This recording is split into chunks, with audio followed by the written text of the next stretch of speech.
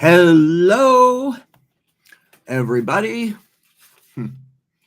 Um, I haven't shaved in a bit, and you're all lucky you can't smell me. I have sciatica or something.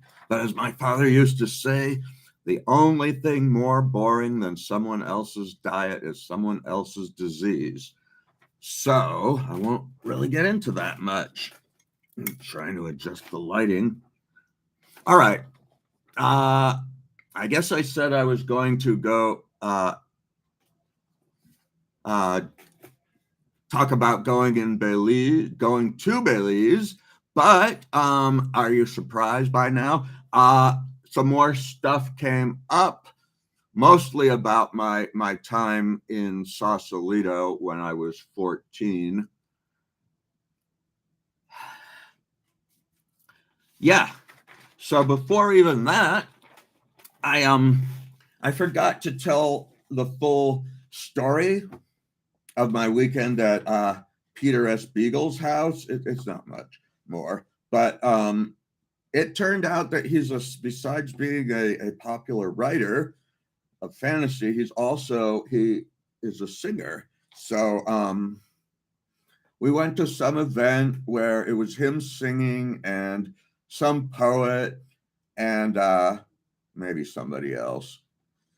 And the singing was good, but when the poet started talking, I was in a sleeping bag to keep warm, and I rolled down the hill, and I got back up and rolled. I was pretty much doing this for fun because I was bored with the poetry, and my father said, "Stop that," and I said, "Why?" And he said, "Well, that poet really isn't very good, but he doesn't get very many opportunities to have people pay attention to him and hear his works and so forth. And people were laughing while I was doing it. So he said, you're taking attention away from him." Okay, fair point. I stopped doing it. So I got the houseboat chronology a little straightened out. During the fall, when I was going to school,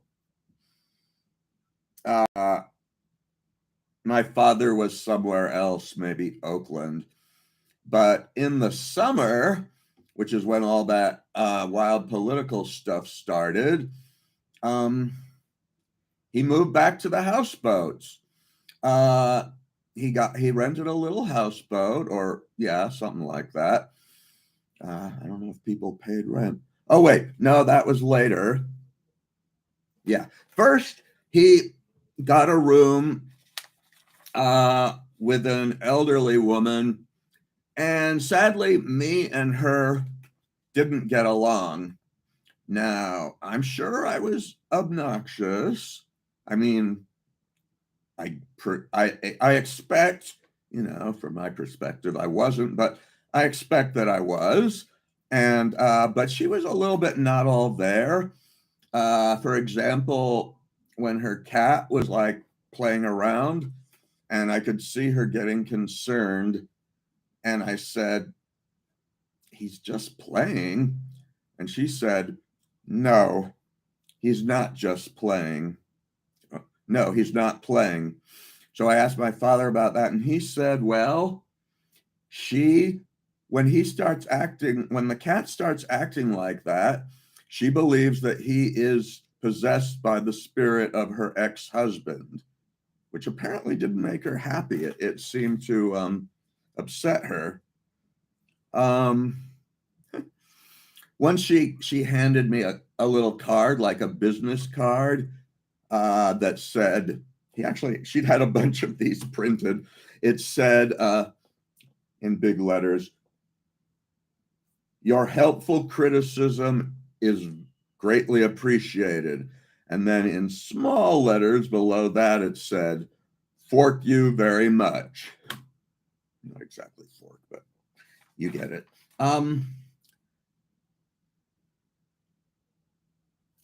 And Mm. But there was a period of time before that where he was still living in Oakland. I was going to high school, and I said I just wanted to spend the weekend in the same place that I did the week, which is normal. Teenagers like to hang out with their friends on the weekend. Although I didn't wind up hanging out with so many people as I thought I would. Uh, so they had that, me and my brother lived in the bottom of this two-story house, and it had its own bathroom and its own door to get in and out. But one thing it didn't have was its own refrigerator. And when you're 14, you can't separate a teenage boy from the refrigerator. He's just not going to honor that. Uh, so yeah, during the weekend, I wasn't supposed to go upstairs at all. Wasn't supposed to like talk to them or communicate with them. I don't know how I was supposed to eat. Maybe they gave me some money, but nevertheless, I wanted to go to the refrigerator to because that's where the food was, and that's also where the wine was, and yeah, getting close to becoming a teenage alcoholic. Not quite there yet, I guess. And one time she caught me, and I walked down the stairs, and she started screaming at me, as she was prone to do, over the least little thing. And I was so sick of it. And I walked down the stairs, and then I shouted, "Fork you!" And then I quietly walked out the door while she was still screaming. It amused me to think of how long she must have been screaming before she realized that I was gone. Ah, yeah. And then by the time I talked to them again, she'd cooled down, which was often the case. She'd lose her temper, they'd lose their temper, but then they'd calm down. Um, I wrote my first poem about shooting, my first poem I wrote, and it was about shooting drugs and the effects thereof, which I had not done yet. I guess, encountered people who had, but I hadn't done it myself. And I was taking all this information about the effects mostly from the drug education classes in school. For example, there was one movie about meth, and they had this guy saying, "It makes you feel like you're a crystal spaceship on a silver sea." Was that going to scare a teenager away? It actually sounded pretty cool. I wanted to feel like a crystal spaceship on a silver sea. And I put that in my poem too. A little derivative, okay. And they gave me a list of all the street drugs to watch out for. And I systematically looked at it, checked all the drugs that I had already tried, and aspired to try the rest of them so I could check them off too. So not exactly the deterrent they thought. They may have realized that by now. That type of education is just basically an advertising campaign for the drugs. Uh, yeah. Um, and I did do more drugs. I tried mushrooms. That was kind of fun. And I took a hit of acid and some mushrooms. Uh, and I'm just lucky that most of the acid by then was not as strong as the orange sunshine I had taken.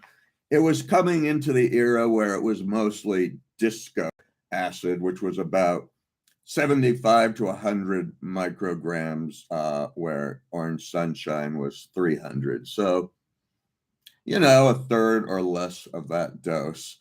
So I was okay. It was a little gnarly, but I managed. Okay. Um, uh, I also took a trip up to Monterey and stayed with a friend of, I guess, my father's.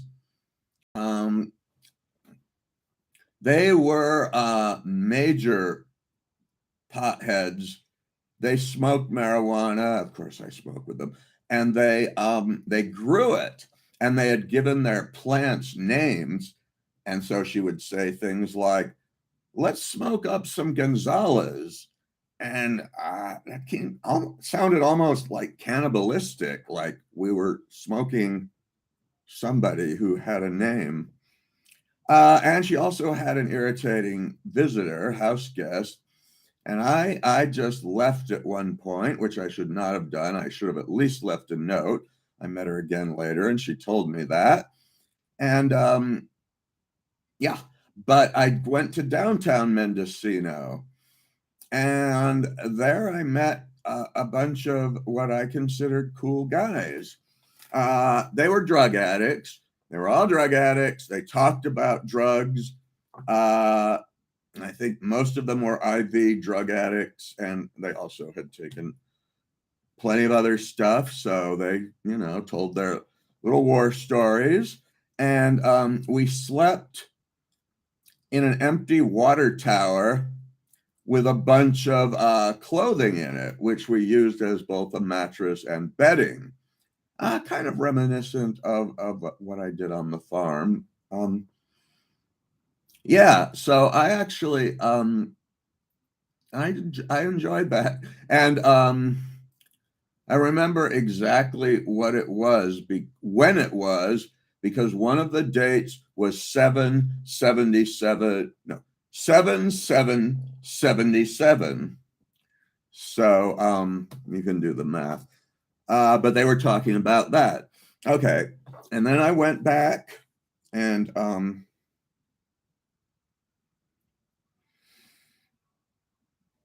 uh, when I was staying with the O'Malley family, I decided I would try my hand at being a drug dealer, and so I know somebody else. I was just selling loose joints, and I know somebody must have helped me roll them up because I never learned to do that. Part of my, you know, eye hand coordination thing. So I set out to sell them. When the other teenagers found out that I had some, they asked for me, if they could smoke some up with me for free. And I said no. And they basically just stayed out in the front of the houseboat, uh, trying to bother me and saying persist to hound and howling and whatnot. But when they saw that I was really not gonna smoke them out, they finally left. And then I got a customer. It was this, as I learned later, very, very bad person.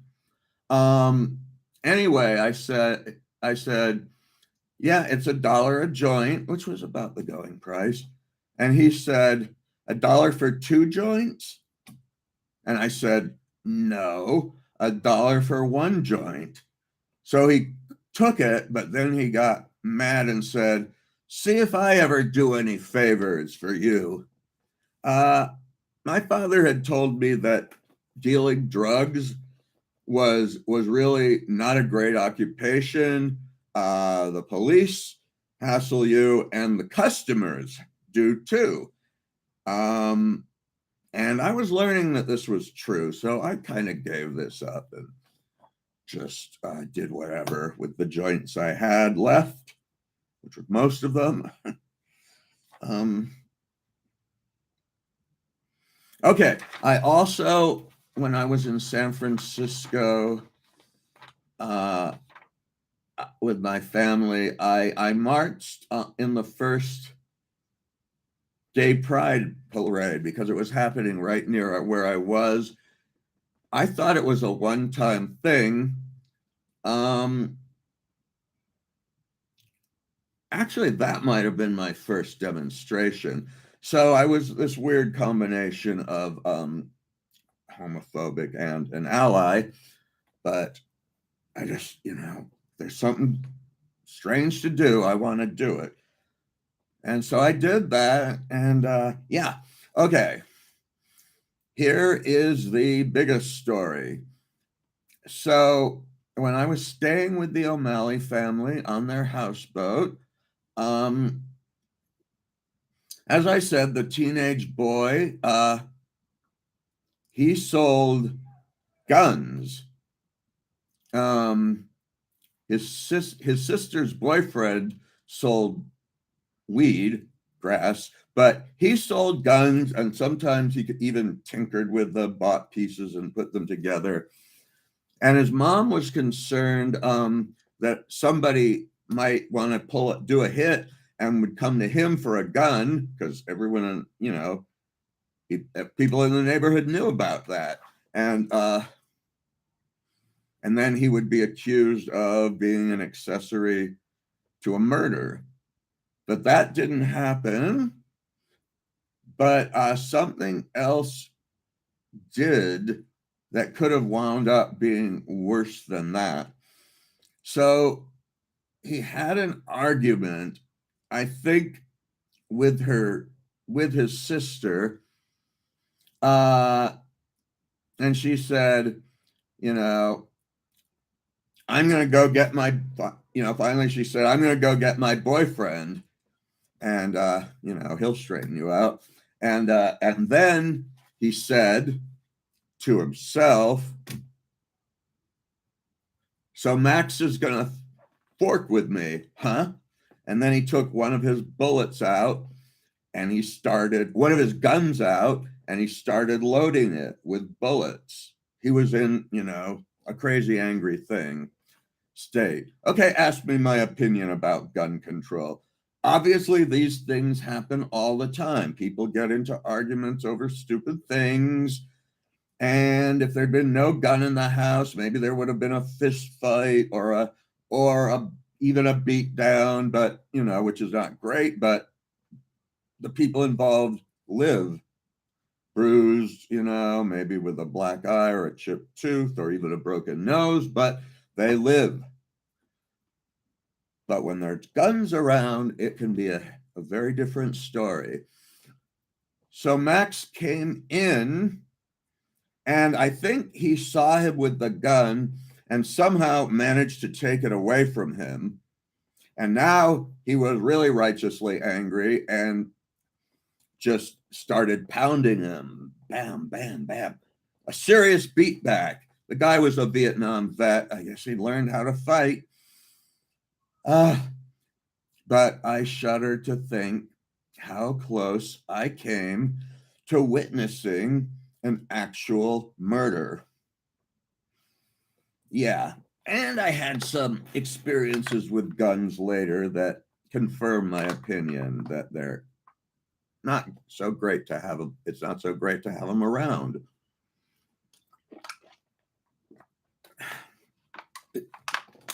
Okay, now I might as well go to Belize. Yeah. So from the earlier episodes, I said that they're actually on another channel, but I said that well, in the 60s, my father had gone to Belize and he had bought a working plantation, really cheap. and he was supposed to pay the government to inspect it, to send an inspector down and confirm that there was a house and food crops and an outhouse, which there was. But he left Belize before he got around to doing it. He continued to pay the taxes and send money down there to somebody to maintain the place.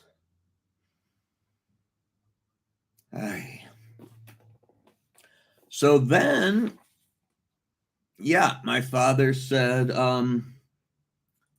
hey, what do you think about going? I talked about this in the last channel towards the end. What do you think about going back to Belize and checking in on Moho Bull? And we have a place you can stay. There's a high school there and so forth. And I was like, sure. I still had memories of it from my early childhood, which perhaps is one reason I was able to assimilate back into their culture pretty quickly. So my mom arranged a plane flight. She actually ordered longer wait times between the flights that I had to take, and so that it would give me more time to find where I was supposed to go to catch the next plane. So I did, and I was looking down at night. I was looking down on these American cities one after another, and I could see the lights and how they just spread on and on and on. And then when I got to Texas airport, I think it was Texas, a guy came up and said, there are these Hare Krishnas, these weird people with shaved heads. They're bothering people. If you see them and they talk to you, just say you don't want to talk to them and go away. And I didn't say it, but I was actually highly amused that he was warning me about the Hare Krishnas because I was so familiar with them. I'd spent time around them. I could talk their language, I knew their vocabulary. And okay, side note, just when I was like, I think back when maybe I was 13, maybe I was 15. Anyway, it was close to Christmas, and I saw a guy in a Santa Claus hat, and it said ISKCON Christmas Relief. And I immediately said, well, that stands for the International Society of Krishna Consciousness. I said it kind of loud. This guy is a Hare Krishna. I was kind of shocked. This was when they moved out of always wearing their traditional gear, and anything for a buck. And some guy said, you're mixing up Hinduism with Christianity. And he said, it's all in the spirit of God. Later I thought, wait, how much does Santa Claus actually have to do with Christianity?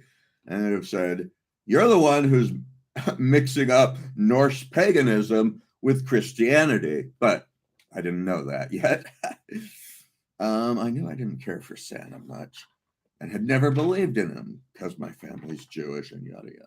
Okay, I'm on the flight, and finally we get to over Belize City, and where I had seen the American cities, which looked like, they just went on and on and on with their electric lights and such. This one, I could immediately tell the difference. It was just like a brown spot in a sea of green. And we landed. I saw an airplane with like netting over it. which you don't see in American airports. And it was early September. It was probably around like September 8th or 9th or so.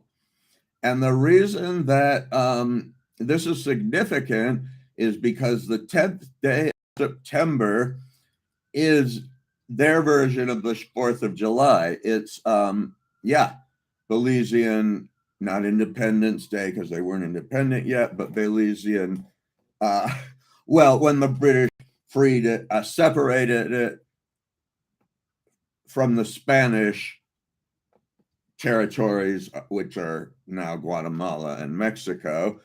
They carved this chunk out for themselves, and this became British Honduras and then Belize. I mentioned a little bit of that in my early videos. So I was met with a Carib by a probably not 100% Carib woman, because she was a fairly light-skinned Black woman, brown woman, very attractive, by the way. And she was what they then called a Carib, and which they now call themselves Garifuna. And this will take a bit of explaining. So the story was that the river Caribs of South America, which they were already, used to using boats,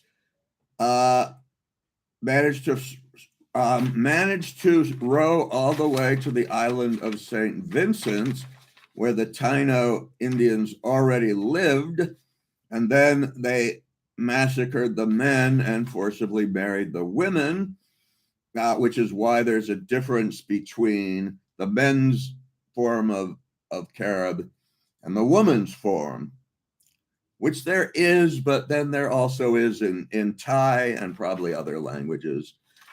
So anyways, these were now the Caribs, and then a bunch of escaped African slaves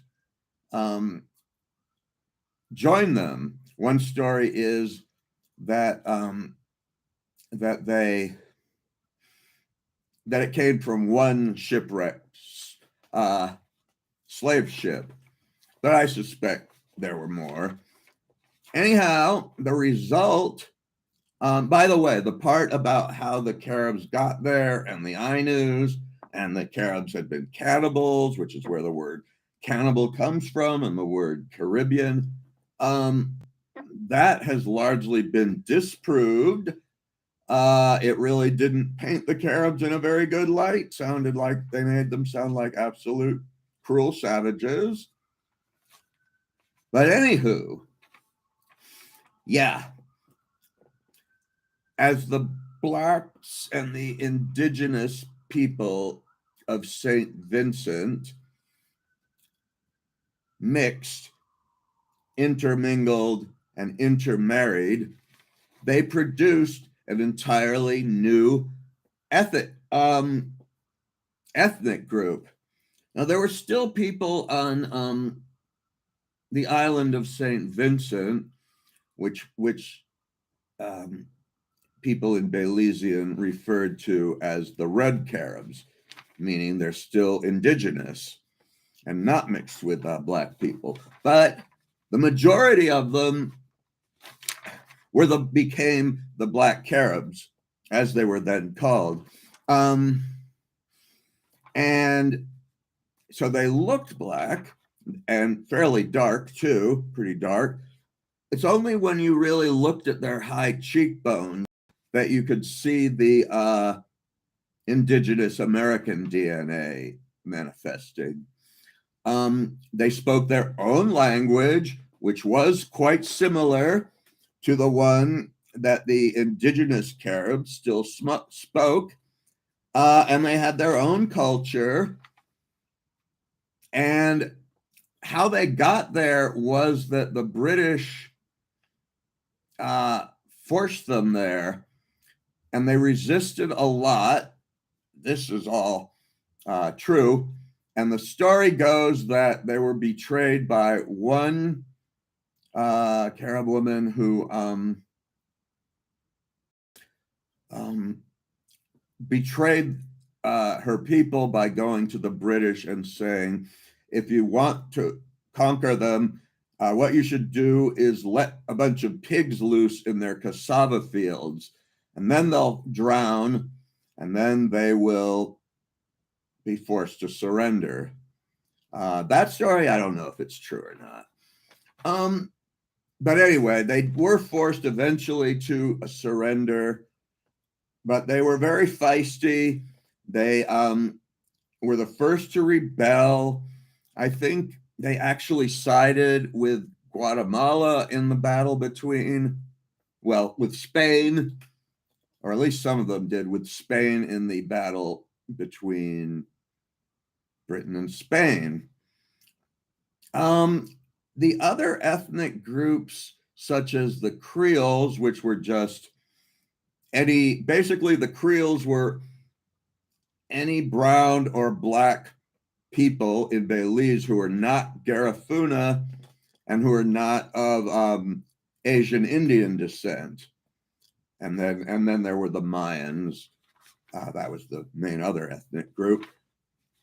So the Creole and the Mayans often did not like them much. And I think that can be traced to they were dark and there was some degree of colorism there. Not like, what I've heard of in Haiti or even Jamaica, or Haiti, where they're completely different, like castes, and speak different languages. But there was a little, but also they didn't like, one girl told me, you don't like when they speak their own language, do you? And I was like, I don't mind. But, they were an other. They had their own language. They had their own culture. And they were also fairly intelligent, it seemed to me. They were all about bilingual. They spoke, their language plus either English or Spanish. And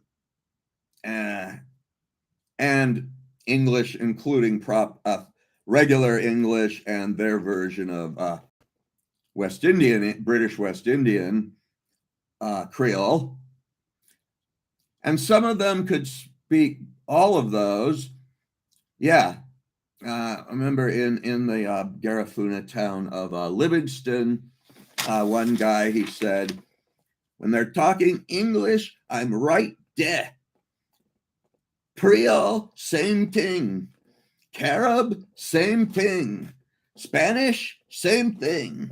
So he spoke maybe 3.5 languages, because Creole and English are similar, but when you first get there, when you first encounter the other, it can be difficult to understand. If you stay, you pick it up pretty quickly. So yeah, that's who, and that is the last time I'm going to call them the Caribs, even though that's what they call themselves at the time, unless I'm quoting somebody else, because they prefer to be known as the Garifuna. And so this woman was Garifuna plus clearly some lighter skinned blood. But anyways, I went, she took me to her place, and wow, I think immediately I started resonating with it, probably because of the time I had been there when I was small.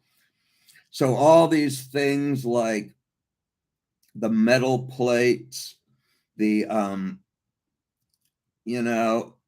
the food, sometimes cold, the like biscuits that they call Johnny cakes, all of that. Um, yeah. Um, Now, this woman, I'll call her Ruby, um, she was actually kind of uptight, certainly in comparison to her rural sister or half sister, which I'll get to later. Um, and yeah, for example, she washed my clothes like multiple times a day, which is, you know, washing my clothes in Belize for most people entailed a scrub, a big scrub bucket, like a big metal bowl, and a wash bar. I mean, yeah, there's washing things that are like wave patterns and some blue laundry soap, and you wash it, and it takes some elbow grease. And that's how we used to do it in the USA too, before we started getting washing machines. And of course, to dry them, they hung them outside on clothespins. But she was like washing my clothes multiple times a day, which granted it was, kind of hot and muggy, but that seems almost, in retrospect, that seems almost obsessive compulsive. But the 10th of September was coming up, and and so there was a lot of excitement in the air.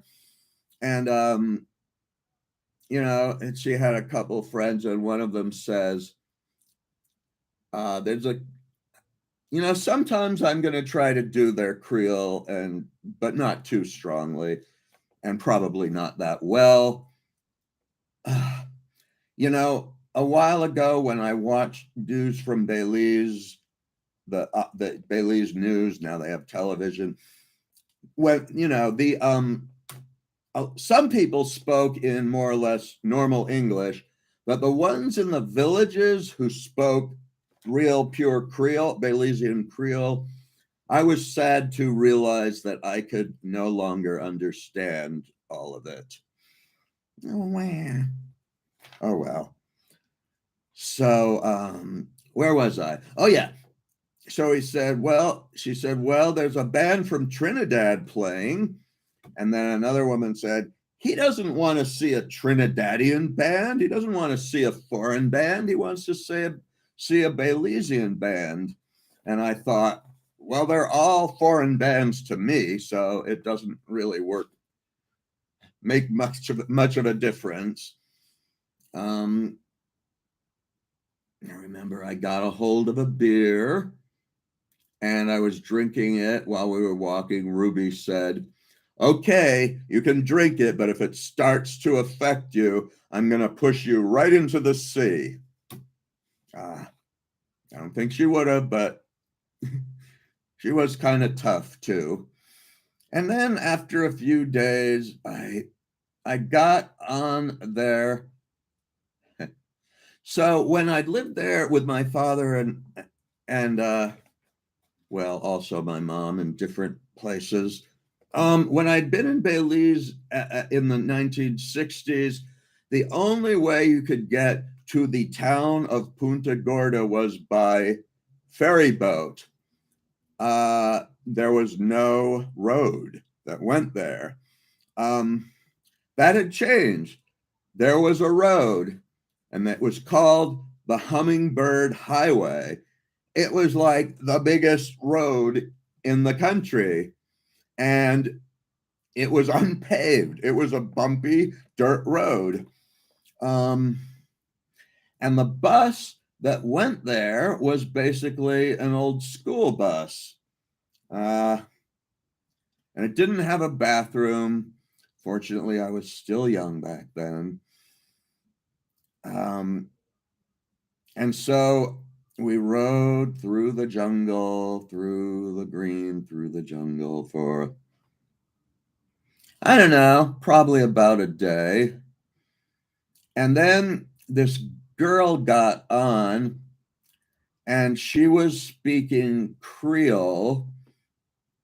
and she wasn't that attractive, but I heard her talking, and I thought, huh, I kind of like her. I feel like I kind of like her. And so Ruby's half sister Valerie picked me up at the bus. Hard to really call it a bus station. The place where the bus stopped. There weren't like there were any structures or like more than one bus at a time, if that. Um, and took me home. I realized that the girl I'd seen on the bus and listened to lived there, and so did two other young women, ages. Wait, no, there were three of them, and then four including Vanessa, and so the youngest was 13, the next older was 14, and then the oldest living there was 20, and then Vanessa was 21.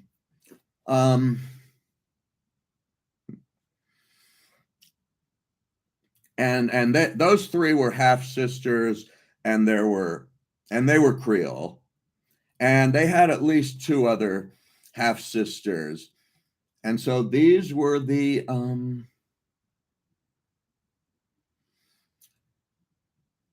this I'll call them the O'Shaughnessy sisters, because they also clearly had Irish descent, even though they were all shades of black and brown. A couple of them had Irish first names, and then a couple of them had Spanish first names. It was no doubt one of the nicest houses in town, but it didn't have running water or indoor plumbing or a kitchen, or a stove, at first anyway. So the bathroom situation was that there were there were like these little huts. You'd walk down a plank, you'd go in, and there was a little bench, and next to that, it just dropped into the ocean. So you would sit on the bench with your, exit hole over the bay, and that's how you would do it. And in case you couldn't make it there in time, they had chamber pots, which were, these big metal bowls that you did your thing in if you have to. And that's also how Americans and Europeans used to do it. Outhouses and chamber pots. Yeah. We used to live that way, but I wasn't alive when most Americans lived that way. But I still got to experience it, which I think is kind of cool. And then as for the kitchen, so the house was on stilts. It was up. Most of the houses like that, there were, well, not all of them, but quite a lot of them, especially near the ocean, were up on stilts because, the ocean could come way inland. Sometimes there were hurricanes. It could be very rainy, so the water would just rise. Plus, there were all sorts of critters that could get in, including, I guess, poisonous snakes. Yeah. There were already critters in the house. So there was one bed, which I slept in. And there was a lot of misunderstanding between me and these women because in the USA, going to bed with someone is synonymous with having sex with them. But in this case, everybody else slept on the floor. And so, women would come to bed with me just because it was the only bed in the house. And I didn't quite grasp that concept. And sometimes it was the other reason. So they threw a party for me, my first night there, and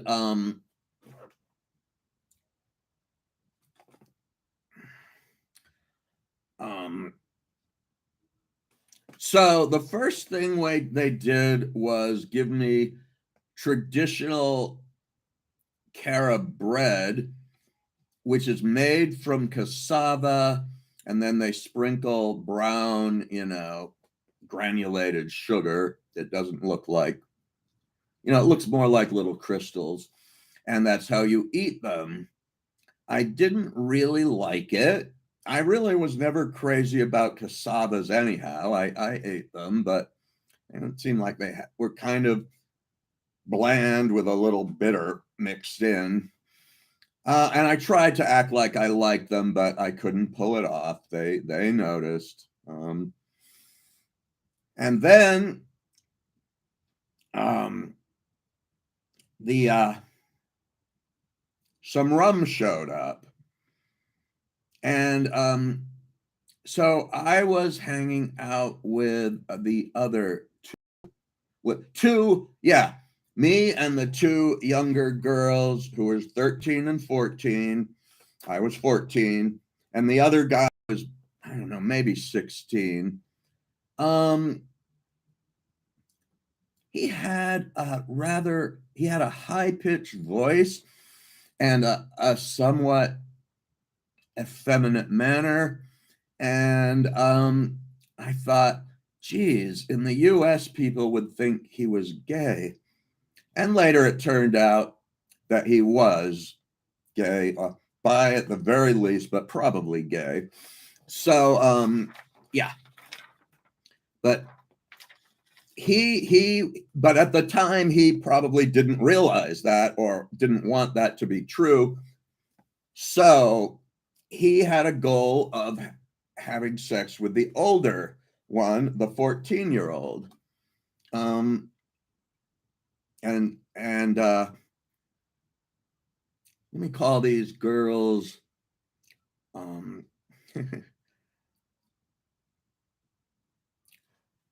Rosa and Margarita. Rosa was the 13-year-old, Margarita was the 14-year-old. Anyway, we were drinking rum and we got pretty plastered, and he led us on a little walk to a local park, probably the only park. And we sat on the benches and he was acting, he was singing silly songs that teenagers like, skinny and fatty, sitting on a bed. Fatty cut a fart, skinny dropped dead. Went to the doctor said, all he needs is a whipping stick, which I don't understand the ending, but there's also versions of that same song on these weird channels, which is targeted to children. That's a whole other thing. But when I first heard them, I was like, oh, huh. That's so. Anyways, we traipsed back to the house. There were also English soldiers there. So yeah, there were some Garifuna. There were some English soldiers who had showed up late to the party. Belize at that time was still a British colony. And still, you know, a lot of people called it Belize, but some people still called it British Honduras. And, you know, they were planning for independence, but they hadn't gotten there. Oh, yeah. When I walked into the house, it was completely undecorated. There was nothing on the walls except two things: a picture of the London Bridge and a picture of Queen Elizabeth II. So, and nothing else. And this is how you knew, if you hadn't already, that you were in a British colony. So then we all four of us lay in one bed. And the two guys were like in the middle. I was between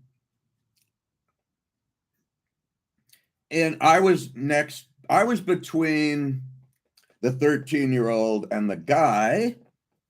And then the guy was between me and the 14-year-old. And he started hitting on her, the 14-year-old, and she wasn't into it. And she kept going, "No, Rudy, no, Rudy." It's kind of Belizean culture that, or at least it was then, that when you were hitting on a girl, you were supposed to be kind of persistent. You would give up eventually, but not at first. And so she was going, no. She was telling him no, and he was persisting for a bit. And I was like, hey, why don't I try the same thing with this girl that's next to me? So I did, and she didn't resist. She didn't say anything. And that is how I lost my virginity. Finally, at the age of, like a month and a half short of 15, I finally got it over with. I was kind of too drunk to feel all that much, though. And at one point, the English soldiers, oh yeah, they came to this house for the same reason that a lot of the other guys in town came to this house. It was kind of party central, not just because it was like a big house, but also because there were 4 females between the ages of 13 and 21. And yeah, that's why. You really don't have to dig much deeper than that. So at one point, we were doing rear entry, and an English soldier came in and looked and said, "Oh, you dirty little bugger," and walked out. And I realized later he probably thought we were having anal sex, which we weren't. Yeah, they weren't much into anal or oral or any of that stuff. But they were definitely into the other kind of stuff. And then I fell asleep. And when I woke up, I was in the bed alone, and I heard somebody screaming, and I thought, oh shit, somebody's mad at me. I shouldn't have done that. I just got here and they're already mad at me. Oh no, I blew it. But it turned out they were not at all angry at me. And instead, the neighbors were screaming at the 20-year-old and calling her a possum, which is a chicken thief, because of course they had opossums there and they did steal chickens. So, they were saying stuff like, me to raise me fowl and me feed me fowl, and then you gonna teeth it? So I was off the hook. Oh gosh. Anyways, 2 nights later, we repeated it with the same 4 people, same cast of characters, except this time instead of rum, we used marijuana, which they already called weed. In the US, only black people called, but then again, most of them were black people, so that makes sense. And you would buy, oh my God, for 50 cents, which was 25 cents USA, you would buy a little bud, but not that little. It was like a gram, maybe three joints worth in the US. And they weren't really clean. They were seeds, and they weren't, all completely dried, but they did what they were supposed to do. And they would wrap them because there was no rolling papers unless somebody, from outside brought them. There was no rolling papers. So they would, most of the time, they would roll it in a piece of brown paper from a brown paper bag. And so it was kind of a harsh smoke, but it worked. And so we did all the same stuff and wound up in the same situation with the 4 of us in the one bed and all that. And the same results. He hit on the other one. She said no. I hit on the one I'd been with, and she didn't say anything. And this time, yeah, I felt it. Wow. So maybe that was the night that I really lost my virginity. But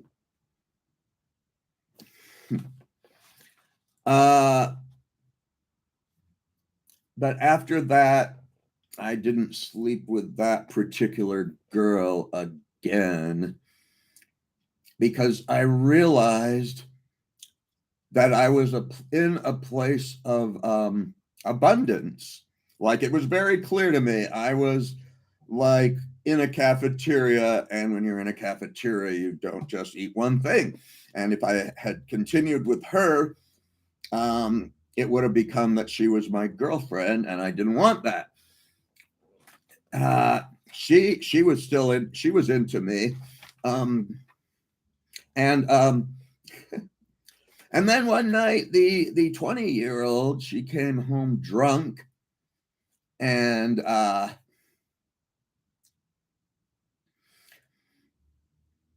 she said, okay, this is internalized racism that she was speaking.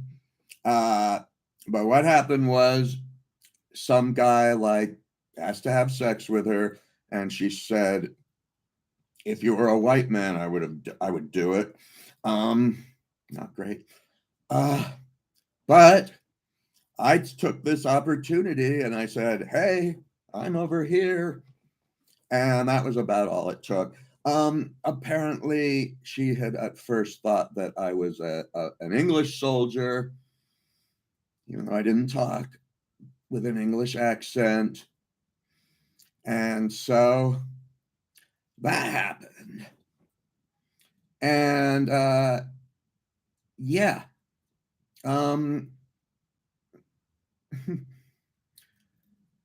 And I did it 9 times all told, and then stopped.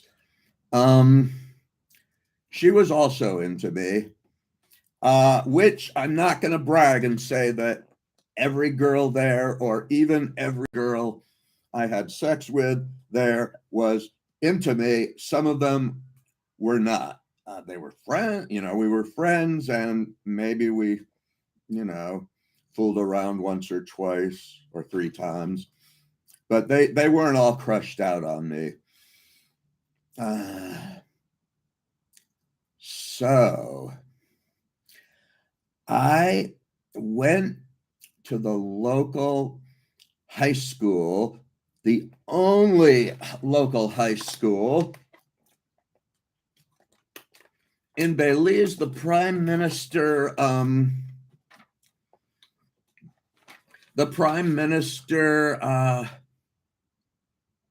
had created this system where basically all the schools in the country were, except maybe one, were religious schools. And that was because the government could not afford to fully finance them. So the president worked out a deal with both the Catholic Church and some Protestant churches that were down there to set up their Christian schools. Not just a Catholic school, which I'd never been to before, but a Jesuit-run Catholic school. It was not a good fit for me. I did learn some stuff before I dropped out. So the teachers, I remember there were two white American elderly Catholic. No, there were three elderly white and getting up in years Jesuit priests in black. Two of them seemed very cranky and miserable. One of them seemed nice and chill, although I did eventually attend a mass where he said, the Protestants have nothing to do with Jesus except through a stolen book that they don't understand. So he wasn't always so chill. I was I had been to masses before in Hawaii, but I really didn't know the rules of how Catholic masses are supposed to go. So I went into this church and sat in the pew, and when we were when they all got up and took communion, I took communion too. I think not for the first time, actually. I had done that before during Mass. And then they told me, then they sort of ushered me to the confession booth. So I went in that direction. And then they stopped me. They said, hold on a minute. Are you Catholic? And I said, no. And they said, well, then you can't go to confession, and you shouldn't have gone and taken communion either. Okay, well, I didn't know. And when one of the priests found out that I wasn't Catholic, he said, well, we can schedule you some out of school classes on Catholicism. You don't have to convert, but you can just learn what it's about. Yeah, that's what I wanted to do with my free time after spending all day in a Jesuit school, was learn about Catholicism from a cranky Jesuit elderly priest. It was funny because they were teaching good Catholic stuff, as well as good imperialist British stuff.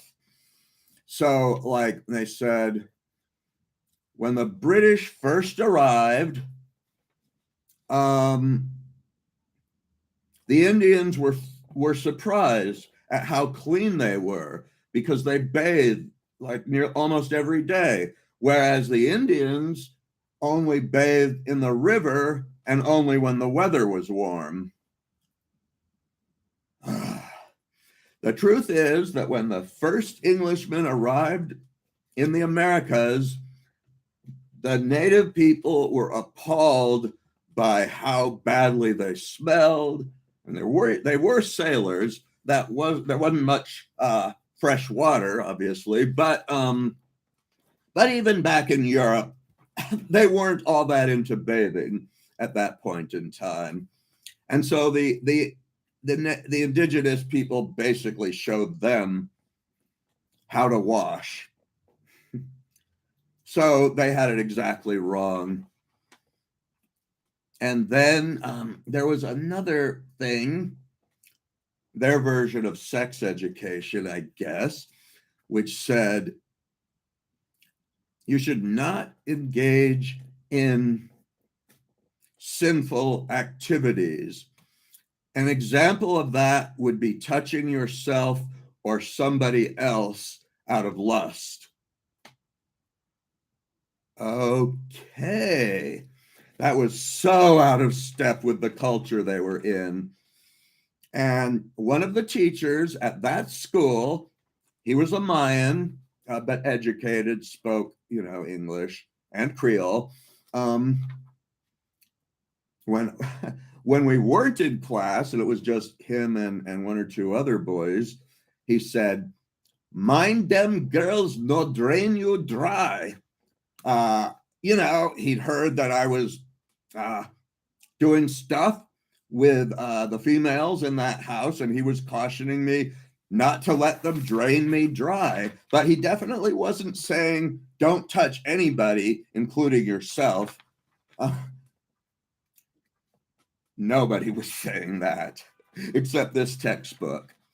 At least that I knew of. Now, there was this girl. She was young. She was like 12, and she basically thought that she did go to confession. I guess she must have been baptized Catholic, but she did not like the priests and basically thought that they were perverts. She said, all they do in the confession is ask you if you touched your peanuts. So, yeah, that does sound kind of pervy, actually. And more people are realizing that, yeah, there was some truth to that. She was a sharp young thing. The Jesuit school had, I think, 16, could it have been, or 14 classes, different subjects. In the US, my high school had 6, and I couldn't handle that, or didn't really want to bother to handle that many. 14 was like, seriously? But then the crushing blow, well, it wasn't the crushing blow, but like I was assigned an essay, and we wrote with pencil or pen, I'm not sure, maybe a pencil, on these little blue notebooks with white lined paper inside. So I wrote my essay. Now, I think that I wrote pretty well for my age, but I was bad at spelling, and I had poor handwriting. I had since this was true when I was a small child, and it's still true now. My spelling's improved slightly because of word processors, but I still misspell words all the time. Anyway, I could have had Shakespeare level content in that paper, and it wouldn't have mattered because he just took one look at it and crumpled it up in front of the whole class and tossed it away. And he was like, no, you have to do better. And I'm thinking, I can't do better. So what's the point of me even writing papers? Like on my next papers, I'm going to write, you're going to throw this away anyway, so I'm not going to write anymore. But I didn't do that. I don't think I was assigned any more papers. Okay, strike three. They had rules for not only what you could do in class, but what you could do outside of class.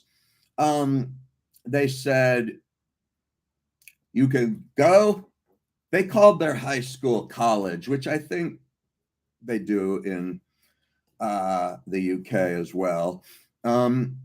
He said you could go to the clubs or you can go to the college, but you can't do both.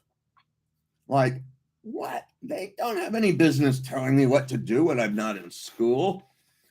So even in school, I was poor at following the rules. I actually kind of was trying, but during the meal break, they there were these people that sold these snacks, which were really good, and so I would buy them. And then if when the thing ended and I wasn't done, and I knew they wouldn't let me eat in class, I just stayed out till I'd finish eating and then came in. I guess you were supposed to eat faster.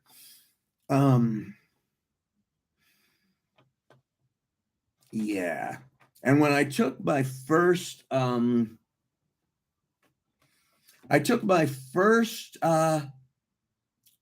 trip by boat to the Guatemalan town of Livingston, Punta Gorda, Livingston, and Stan Creek were the main Garifuna towns. And I know there are more in Honduras, and I've heard they go all the way down to Nicaragua, but they're starting to lose their culture there and their language.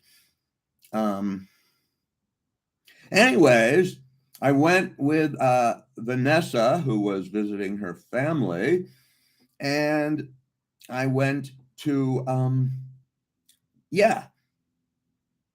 And the 14-year-old came along. I'm calling them by their ages because I just can't think I remember. I lose track of the pseudonyms, and I'm trying not to actually say their names. Yeah, I don't know where they all are now. I know that one is dead. One moved to Belize City. One moved to Los Angeles, and one moved to Paris. But that was a while ago. That was back in the 90s, so who knows? Okay, I'm going to talk about my weekend in Guatemala, which was really cool for me. But before we went, Vanessa said, maybe you're supposed to ask Father Harley, one of the grumpy ones who was in charge. He said, you're supposed to ask Father Harley whether you can go on a trip. And I said, for Father Harley. She thought that was amusing and repeated it. She liked to repeat some of the things I said. Garifuna they're just very gifted at learning languages.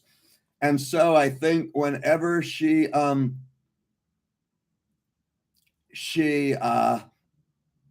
picked up a new phrase, whenever, when she heard a new phrase that she liked, she would repeat it.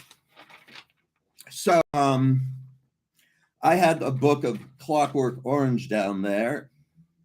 I hadn't, there weren't many books. I read it 3 times. My father said he couldn't read it because he'd have to learn Russian first. I was able to read it.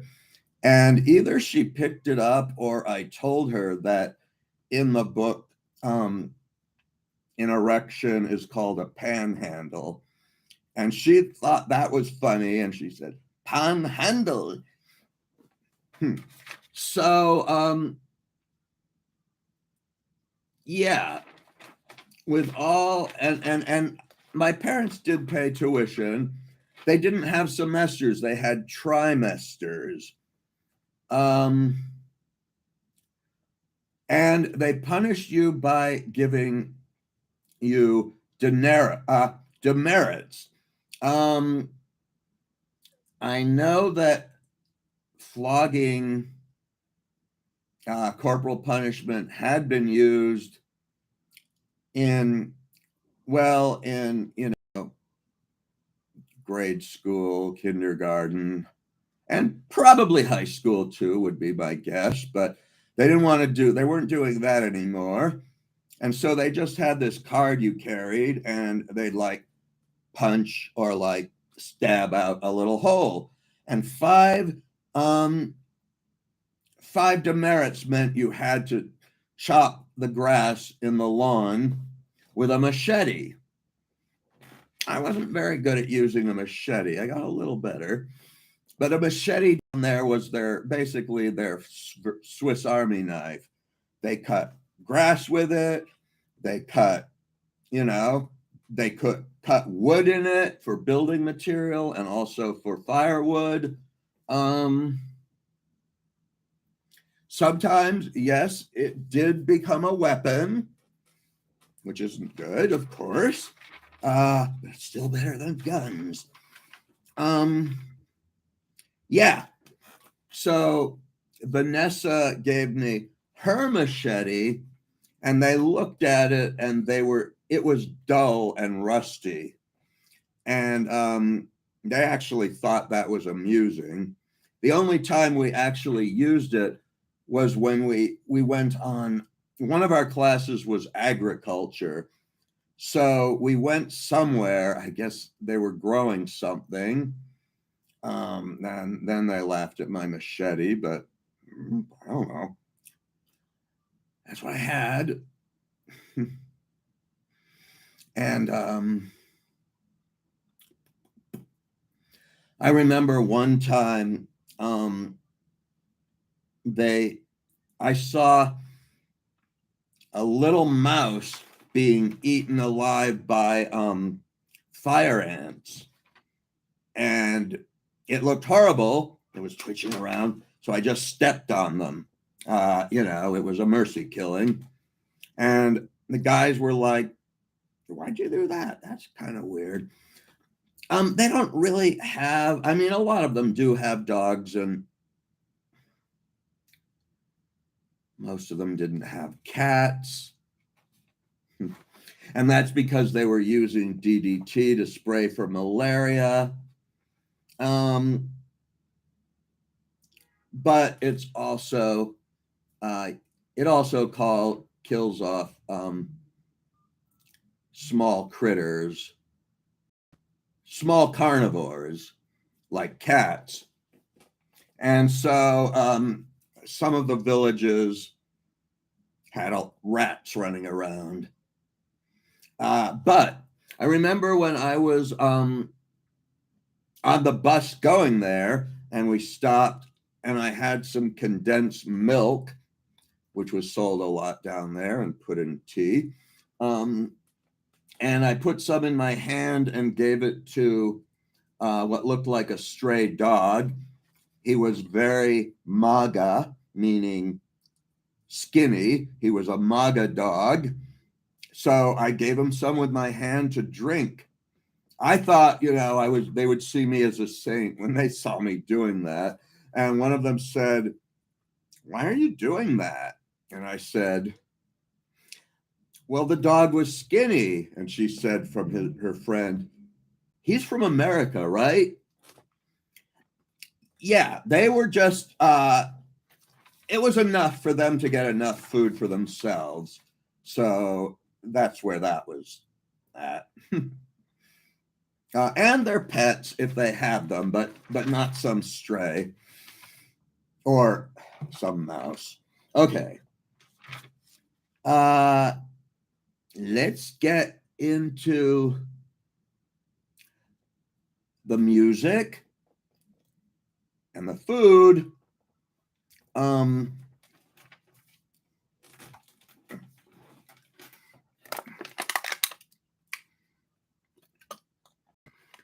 So they had two forms of media going on down there.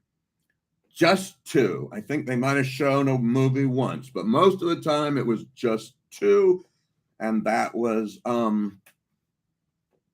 they had radios. They had one radio station. Plus, we could hear the one from Guatemala. And they had these little electric or battery operated record players. Almost all of the records they played were singles. They didn't have very many albums down there. I think I only encountered one, and it was a Beatles album, and I bought it and played it, and most of them weren't that into it. Huh. So, but they were very varied in their taste. They liked calypso. They liked reggae. They liked American soul music and country music. And some of the Latin music as well.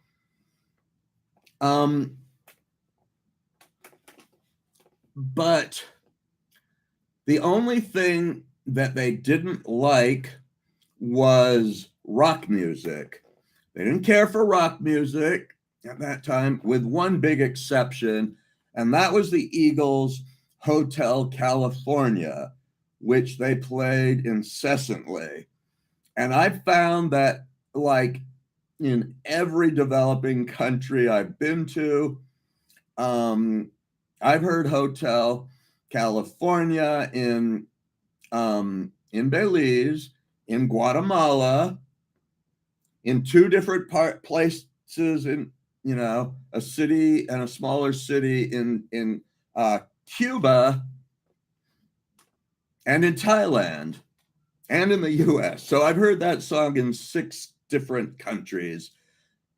Yeah, the California Dream. And some people took to referring to one of the houses I lived in as the hotel.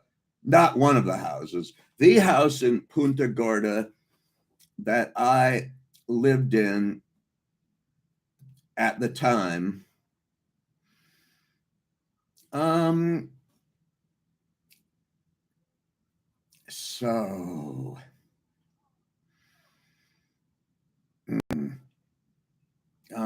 Okay. Now let's talk about the food. When I first got there, a date was arranged between me and a very attractive young woman. How old was she? In her teens, maybe 16, I'm not sure. And we got what's considered this is fancy food to them. We got orders of fried chicken with fried plantain chips. And I was like, oh, I'm not hungry. I'm not going to finish this. And so she said, this is a poor country. I hope they ate it because, I see her point. But largely we had things like pigtail soup. We had rice and beans. That was good. Black beans, mostly. We had soup with coconut and fish, which I had a version of that in Thailand. Probably they have some version of that in every tropical coastal area. That's pretty good too. And I ate the sides of the head, that's where the good meat is. And the fish was fried. There were the biscuits called Johnny Cakes. There were these big white things. They were basically a round, thick piece of white bread, but they called them tortillas. So I ate some of those, of course. I ate whatever was put in front of me most of the time. Because after a bit, I was in the same mindset that they were, like, put it in front of me, I'll eat it. Oh God. Okay, this is the worst thing I ever ate there. It was so Vanessa gave me this. I assume she got it from one of the British soldiers. And she was like supposed to be my caretaker,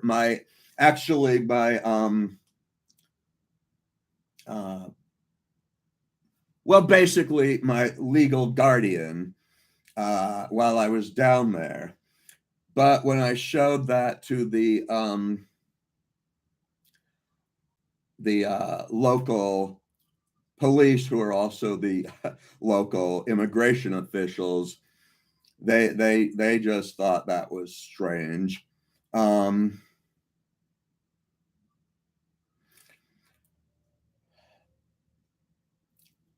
Yeah. I was supposed to get my visa renewed every like week or 2 weeks, maybe 2 weeks. So I was supposed to go down there, and Vanessa was supposed to come with me as my legal guardian. And she might have, she didn't really feel like it. And I remember I showed the police officers one of my the document that my father had filled out making Vanessa my legal guardian. And she said, "Who did that to you? Who did you disservice?" Because of course she knew who she was and where she was, and the shenanigans that went on there. And the police there, they acted tough, but mostly, at least to me, and I think in general, there weren't they weren't that bad, especially if you showed basic respect to them, which I did. Speaking of police, there were 2 police officers that came to the house regularly, and they were not there to enforce any laws, that's for sure. One of them was a young man who basically was dating her briefly, while there was another young man that was dating her briefly. There wasn't a whole lot of monogamy going down there from what I observed. I'm sure there was, but I wasn't in the circles where there was. And so this young police officer, who seemed to be of Spanish descent, there were some of those too, was dating her for a bit. So he was over. And then another police officer who was elderly was obsessed with her, and she was not into him. But he would keep coming around and pestering. He didn't like me. I can understand why. And eventually he paid her to have sex with him. I know that the 20-year-old was an out-and-out prostitute, prostitute. And she was not shy about that. She said, they can say me a whore, but me no care. As long as these PG, meaning Punta Gorda, people no feed me, me a be a whore. So I don't care what they say, as long as the people don't feed me, I'm going to be a whore. The other one, I don't think she was a full-time, but I guess if the price was high enough, she would do it. I didn't really realize, but these were some pretty feral females. I mean, even by Belizean standards. I remember we visited somebody's house and the 14-year-old stole something, Anywho, I stopped, I basically just stopped going to get my visa renewed. And I'm sure they knew that I was still there and on an expired visa, but they didn't do much. And when I left the country, and they noticed I had an expired visa, they would scold me. But that's about it. And that's how it was down there. And I've heard it's not like that anymore and hasn't been for a while. Okay, slight tangent. I was at a demonstration. Some right-wingers were demonstrating against undocumented immigrants. I had been an undocumented immigrant in Belize. And so there was a counter protest, of course, of, Antifa, which just means anti-fascist. And these guys pretty much were fascists. And most of them, they were recording it on Facebook. A lot of them were masked because they didn't want to be filmed and put on the internet and doxxed by more fascists. So he said, come over and talk to us. Why are you all afraid to talk to us? So I unmasked, went to talk to them, and I put up a pretty good argument, I must say. And he said, well, if you go to Mexico and you become an undocumented immigrant, they'd kick you out or do something, right? And if you went in illegally, they'd do something. And I said, well, I don't know. But I do know that I was an undocumented immigrant in Central America, and the police didn't do anything. And he said, well, they didn't know you were there. And I said, yeah, they did. It was a small town. They knew who I was.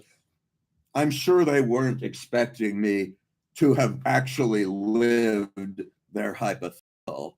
And later, I actually entered Mexico illegally, too. I was in Texas, close to the Rio Grande. I just waded across.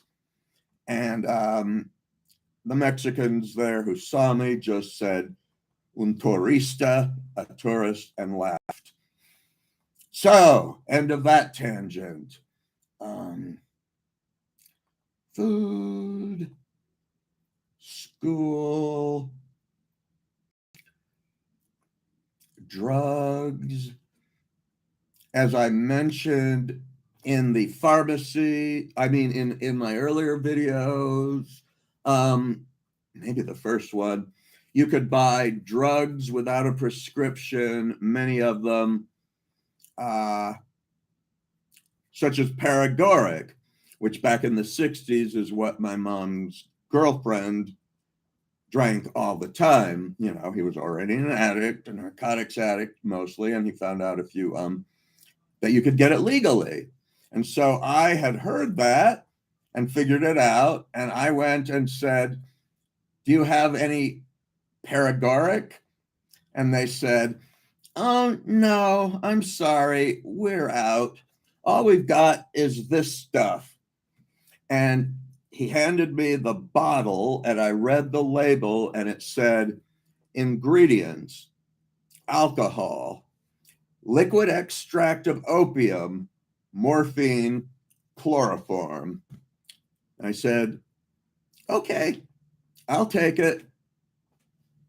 And I took a few drops in a cup of water, uh, and I had this vision like I was flying over a jungle. Uh, so this was, of course, a narcotics dream. And then the next day I went to school and I was still buzzed, and I kind of had this spiritual feeling. You know, we were in church, and I thought, they got it backwards.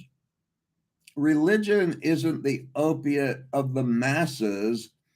Um, Opiates give you the feeling similar to what you can sometimes get from religion.